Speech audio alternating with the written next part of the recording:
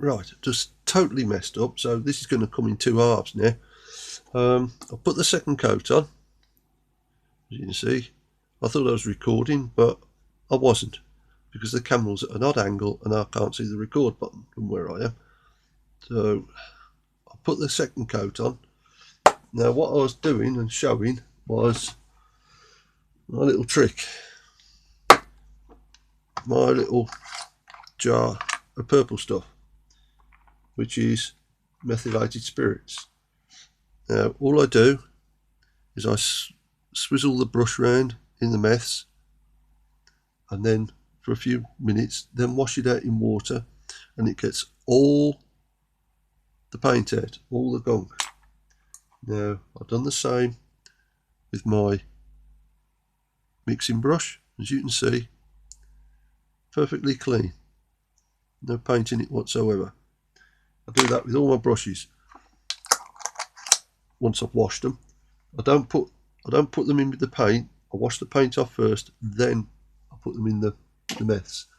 And then to finish off, if I'm not going to paint anymore for a time, I use pink soap. And I just put a little bit in my hand, get my brush, and twist the brush through the pink soap to look up either, this one doesn't matter, it doesn't got a fine point on it, but this one got a relatively fine point to it, even though that's a 1.5-year old brush. It's a humble Airfix brush, a 0, so you know it's not the best brush, and even that's keeping a relatively good point. So you know, you can use cheap brushes, it's perfectly alright as long as you look after your brushes and keep them clean. Now what else was I going to say? Yes, I'll leave it there for now, and I'll get back to you in a minute when I'll go on to the next piece. Okay, welcome back. Now that they're dry, I'm going to work on the couple with a buff coat. Now my way I do buff coats is I start off with Vallejo brown sand as the base, then go on to Vallejo yellow ochre, and then finish off with Vallejo buff. That's just my choice. You can do whatever you want with yours, obviously. But I'll just stick those there so I know which ones I've done. Give the pot a good shake. Now, I'm only going to give 2 of these buff coats because most of the covenantors, as I say, were in grey. So I don't want to start putting major buff coats all over the place, because it takes away from the theme, as it were.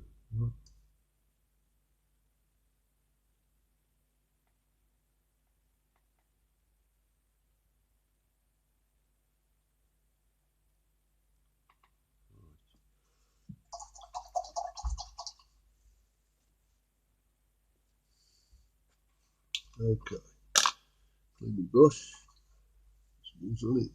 I'll start. Take the first one, and then I just come in, gently go around the shirt and the collar. I don't want to help it get all buff over those. Now you might sort of say, it's a bit bright, isn't it, for a buff? Well, I suppose it is, but it's just like everything else. It's what you get used to using. So you use your own colours. These are just the colours I use. Make sure you get well in underneath that pike if you can.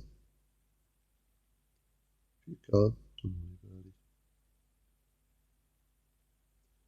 And this will probably need 2 coats. You see how much paint I'm putting on the end of my brush? Just a bit on the tip. That's all I'm putting on.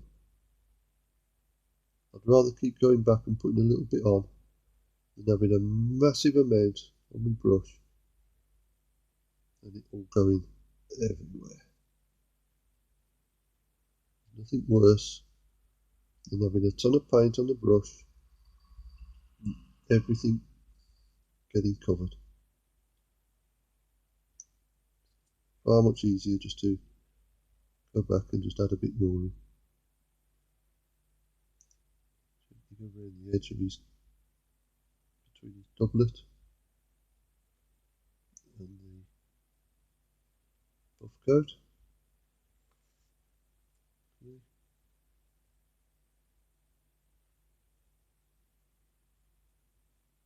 Make sure you've covered everywhere. As I say, not a lot of the Scots wore buff coats. I don't think it was a case they couldn't afford them, because the Scottish Army was one of the best equipped armies on the field in those days. I think it was just a case of they just couldn't get their hands on them. It was like the Scots cavalry. It was very, very poor compared with the English cavalry, because they hadn't got very good horse flesh up there. There was no real call for horses in Scotland at that time, you know. They lived in the Highlands, a lot of them. So it was more cattle and sheep, and I dare say the lowland part of it had a fair quantity of horses. But even then, the covenantors came from the lowlands.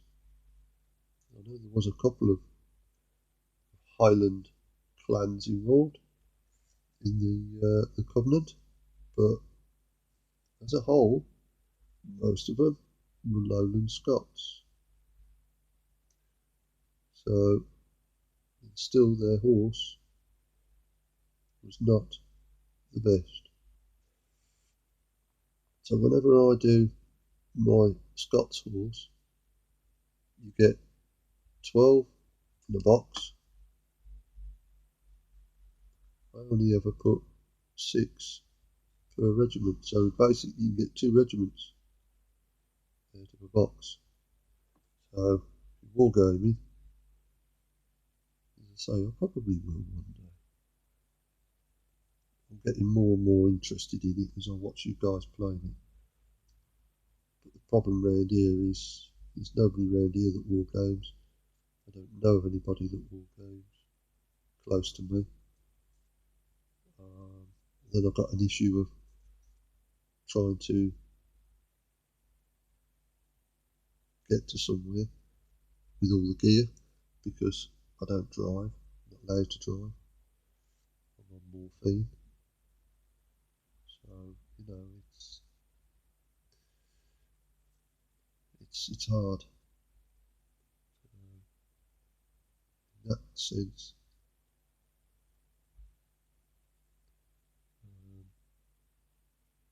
I don't know what would happen. I suppose I'd have to do solo wargaming, which isn't as good. But I hear a lot of you saying, I'm morphine. Well, that's because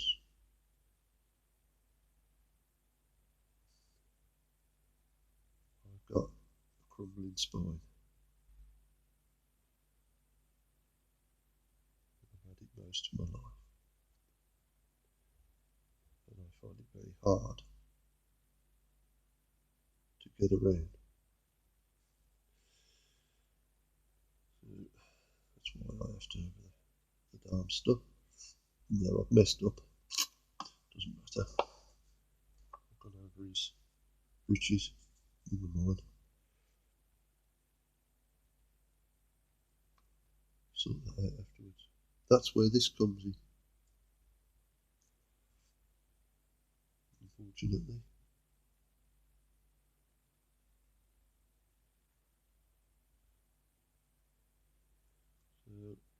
Yes, anyway, that's what I was saying.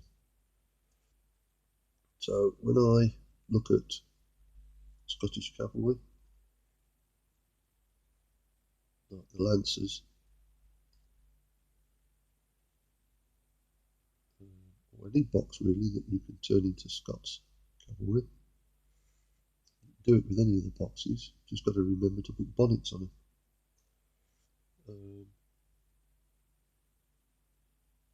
I use 6 per regiment, so that means I get 2 regiments per box, and that then signifies the fact that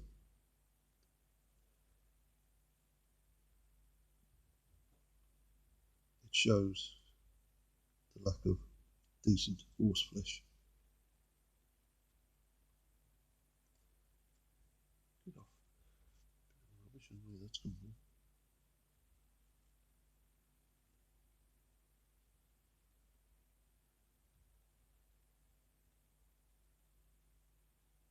Again, that's your choice whether you want to do that, but at least with the lancers, they were pretty terrifying, apparently, when they were on the field. I have heard and read somewhere accounts of the royalists seeing the Scots lancers come on the field, turn tail and run. Their cavalry, the royalist cavalry, because they just look like, I am not facing that thing. And I think, I'm pretty sure there was one account where one of the royalist commanders said, you give us lances and I'll go on the field and oppose them, but until you do, forget it, not happening, because we're not facing those things. When you think about it, a lance, quite devastating. But not only were the Scots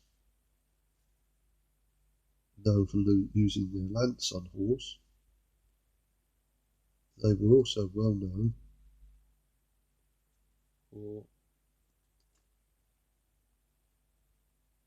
the amount of pistols they would carry. They would have the 2 holstered, one either side at the top of the saddle where they sat. Then they'd have another 2, one in each boot. That's 4. And then, if that wasn't enough, they would then also have another one tucked in to the waistband. So that was 5 pistols. And there are accounts of them having even more on occasions. And that's if they could get their hands on the carbines as well, they would use them as well. So they'd have that dangling down the side. That is a lot of firepower, as well as a lance, and on top of that, a sword. But knowing the Scots, that wouldn't have been it either. They'd have also had their dirk. Right, okay, so that's the first coverage. Oh, there goes his pike. That's the first coverage of the buff coat. Right, I'll get back to you in a bit. You repair this pike. Right, welcome back. They're dry. Now, on the next piece, I'm going to be doing the strap for the bag that he carries with him on this one. And he's only got a strap in the bag. And on the other one, you've got 2 types. This one doesn't have a bag. He has got his belt or his pikeman's tuck, that small short sword that the pikeman used to use. So I don't even think it's got a scabbard on it. I think it's just a sword straight through by the looks of it, but I'm going to paint it as a scabbard. So what I'm going to do is I'm going to do the, I'll call it a bread bag. It's a bag they used to carry around with them. I can't remember the name of it now. It has got a specific name. I've just forgotten the name of it. For that I use, for the base, Vallejo beige. I'll just put some of that out.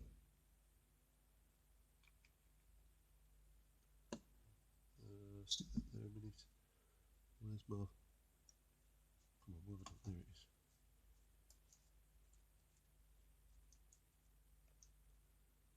I'm putting some fresh out on this one because I've muddied the other one up with the grey. Unfortunately, it happens.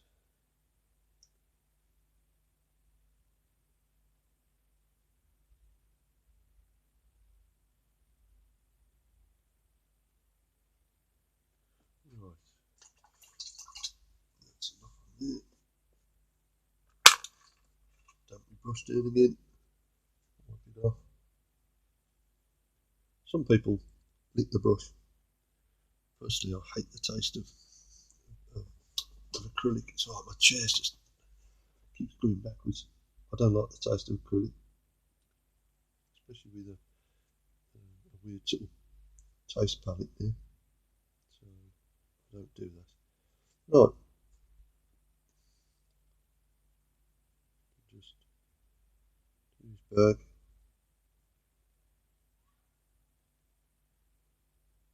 As far as you can get.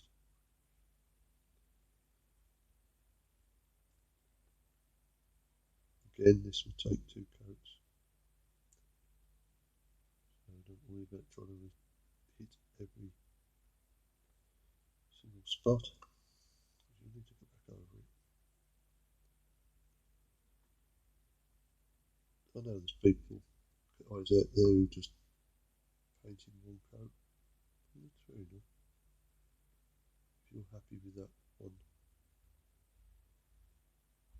coat, then carry on. I try to put 2 coats on. I think it helps, it looks better. To me it does anyway. That's probably why it takes me so long to paint anything. Because I don't rush. I've got no reason to rush. I just take my time. So when I put the video earlier today of the British Napoleonics 44th Battalion, it took me a month to paint that. Most people would have that done in a week. Not me. It isn't the fact that I'm trying to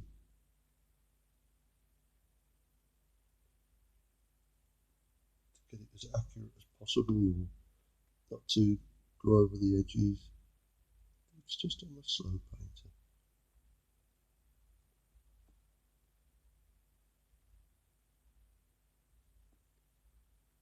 Always have been. Whether I'm painting, drawing, whatever I'm doing, I just take my time. I know it gets up people's noses sometimes. They want a rush job. Don't come my direction. Because I don't do pressure.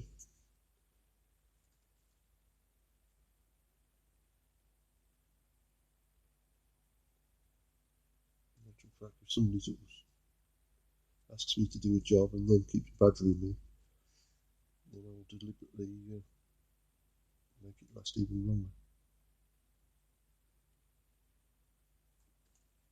Not that I'm being nasty, but just sort of like, you know, be a bit patient. So we'll soon get done.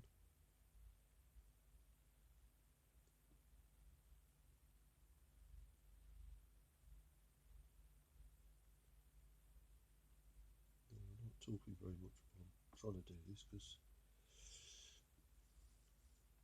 I'm trying to concentrate.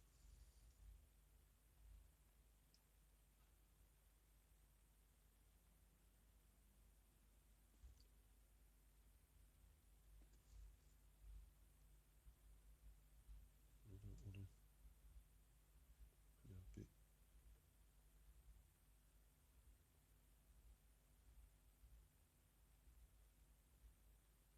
over onto the grey that I've just painted. Right, so, and then unfortunately you've got to get right down behind that pike. This is a tricky area, this bit. This is where you do touches.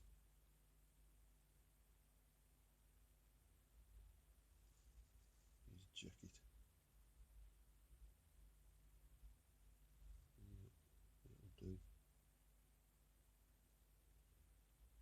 Not bad. Got it. And then while I'm at it, I'll just come in and put the first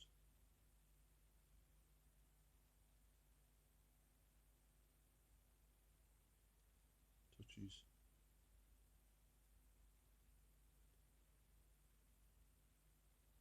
on the laces that are lacing up his jacket. So that's, oh yeah, and I'll tell you what I'm going to do while I'm doing this. I'm going to add in his socks, sorry, his stockings, hose. Yeah,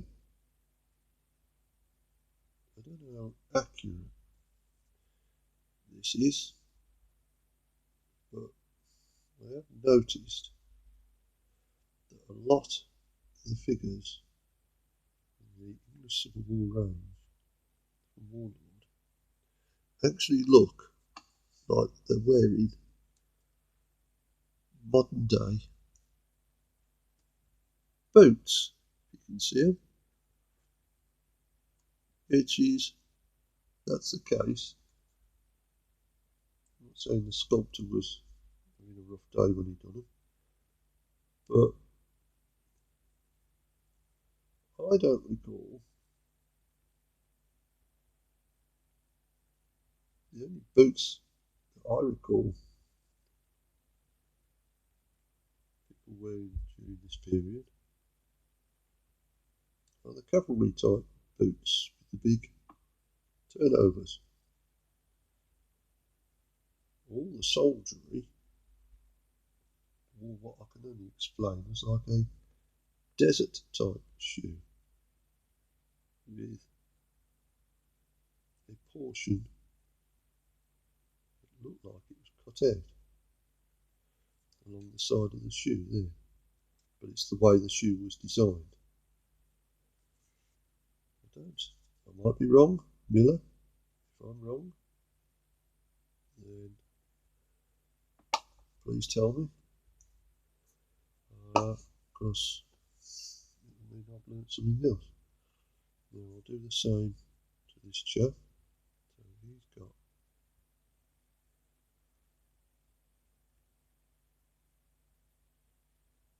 a yellow type hoe. No, that's not the garden hoe. Hose.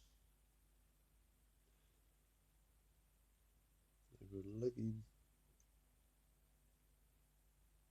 coverings that went up just above the knee. You tied them off just above the knee.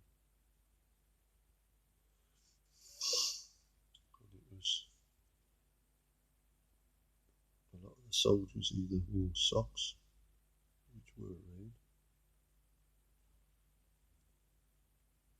and then wore the hose over the socks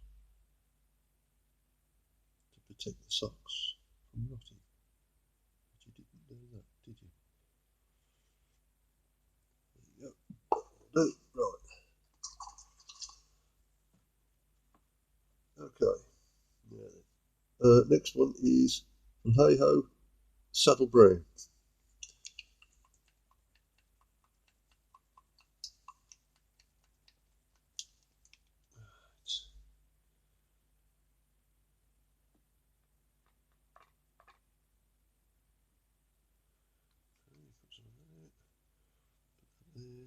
Now, you probably noticed I'm getting a growing collection of paint here. That's so I remember what I've used. Otherwise, if I put it back on my rack, I won't remember what I've used. And I'll be in a right mess because I won't remember my base colour. So what I do is I put my base colours out. I just have them in a pile just there. I know what's been used where. And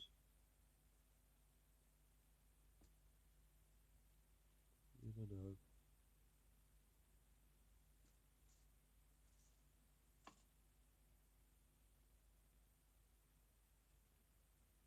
What's been used underneath.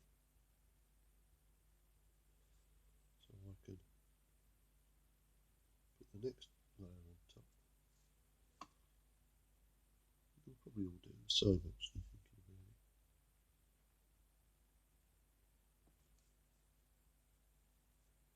about it. So yes, I thoroughly enjoyed finishing painting up the English on my Napoleonics, the first battalion. Obviously that's now not the last battalion. I'm going to have to do a lot more because I've got the entire box full.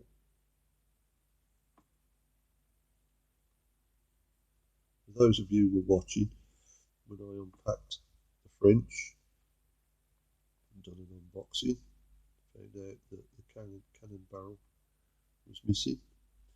Well, Max, I got in touch with Warlord Games, and Max kindly got back in touch with me, sent me an email, and wanted all the details, which I sent him. So I'm now waiting to see what they say about sending me a new barrel. I'm not interested in having a complete new gun. I don't want any new cannon, you know, a whole brand new pack. I just want the barrel.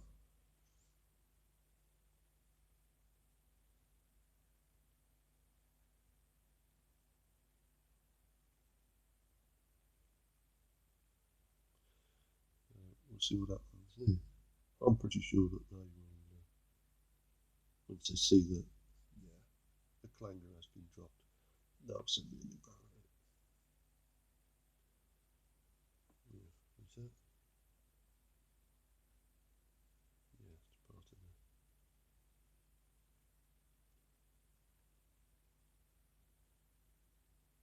It's hard to tell which bit's part of the sword and which bit's part of the scabbard.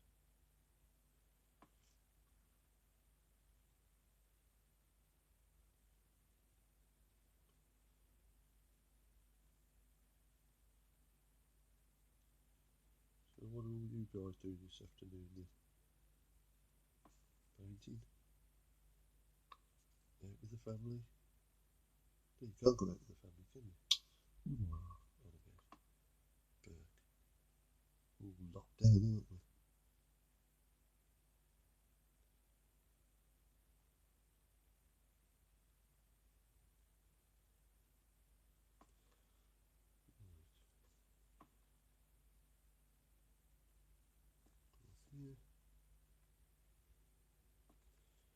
probably boring the life out of you all day doing this. You're probably thinking, oh, well, you just hurry up. It's just a scabbard and a belt. That's all it is. I wouldn't blame you if you switched off now. But I was asked to paint covenantor up. So that's exactly what I'm doing.